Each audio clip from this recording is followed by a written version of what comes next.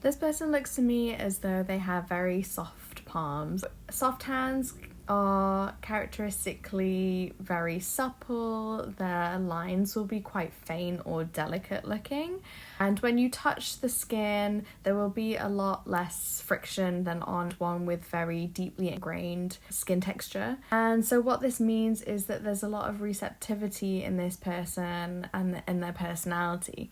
It's all poetic here, right? So the thicker the skin, the tougher the mentality, the more impermeable they might be. So soft hands on the flip side shows a bit more romanticism, passivity in the very negative end of the spectrum, but on the positive end of the spectrum it adds a lot of adaptability and someone who is a bit more influenceable. So it's really important for this person to surround themselves with people who want their best interests, people who provide positive and uplifting experiences, and people whose opinions they really trust, because this is the type of person who's really going to take all that information and criticism on board. Particularly when there's changes happening on the lifeline, I see that there's about to be a bit of a new era, a new stage. This is a really great time to surround yourself with those who are going to encourage you to be bigger and bolder and stronger. Especially with these two fingers pointing outwards, I think there's a need to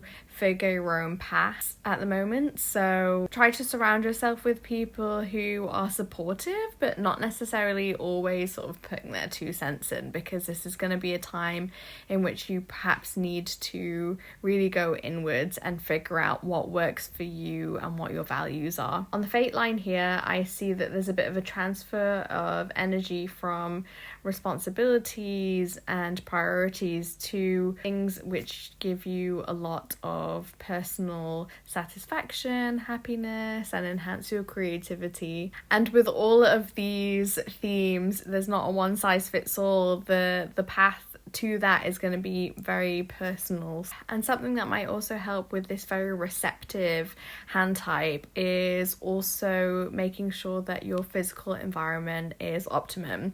So make sure that you have great lighting. If certain smells trigger a desired emotion in you, whether it's productivity or calm and stillness, making sure that your environment is conducive to that will be a really quick little hack for you in terms of getting you on track. Music obviously can be really helpful in this way as well, so make yourself a little playlist and put that on whenever you need to get into a certain mood or mindset.